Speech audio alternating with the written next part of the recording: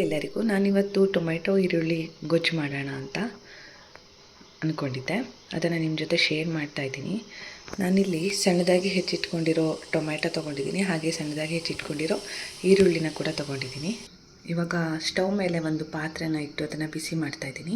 ಅದಕ್ಕೆ ಸ್ವಲ್ಪ ಎಣ್ಣೆನ ಕೂಡ ಹಾಕ್ಕೊಂಡಿದ್ದೀನಿ, ಹಾಗೆ ಅದಕ್ಕೆ ಸಾಸಿವೆನ ಕೂಡ ಹಾಕ್ಕೊಂಡಿದ್ದೀನಿ. ಹಾಗೆಯೇ ಅದಕ್ಕೆ ಉದ್ದಿನಬೇಳೆ ಹಾಗೂ ಕರಿಬೇವು ಸೊಪ್ಪನ್ನ ಸೇರಿಸ್ಕೊಂಡಿದ್ದೀನಿ.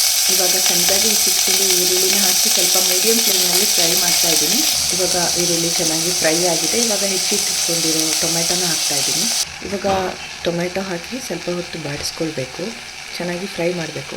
ಇವಾಗ ಟೊಮೆಟೊ ಬೇಯುವಾಗಲೇ ಉಪ್ಪನ್ನು ಹಾಕ್ಕೊಂಡ್ರೆ ಟೊಮೆಟೊಗೆ ಮತ್ತು ಈರುಳ್ಳಿಗೆ ಉಪ್ಪು ಹಿಡಿಯುತ್ತೆ. ಹಾಗೆ ಸ್ವಲ್ಪ ನೀರನ್ನು ಕೂಡ ಸೇರಿಸ್ಕೊಳ್ತಾ ಇದ್ದೀನಿ. ಈಗ ನಾವು ಖಾರಕ್ಕೆ ಸಾರಿನ ಪುಡಿ ಹಾಗೂ ಸಾಂಬಾರು ಪುಡಿನ ಸ್ವಲ್ಪ ಹಾಕ್ಕೊಳ್ತಾ ಇದ್ದೀನಿ. ಹಾಗೆ ಸ್ವಲ್ಪ ಬೆಲ್ಲವನ್ನು ಕೂಡ ಹಾಕ್ಕೊಳ್ತಾ ಇದ್ದೀನಿ. ಇವಾಗ ಇವೆಲ್ಲ ಸೇರಿಸಿ ಸ್ವಲ್ಪ ಕೈ ಆಡಬೇಕು. ಇವಾಗ ಕೊತ್ತಂಬರಿ ಸೊಪ್ಪು ಹಾಕಿದರೆ ನಮ್ಮ ಟೊಮೆಟೊ ಗೊಜ್ಜು ರೆಡಿ.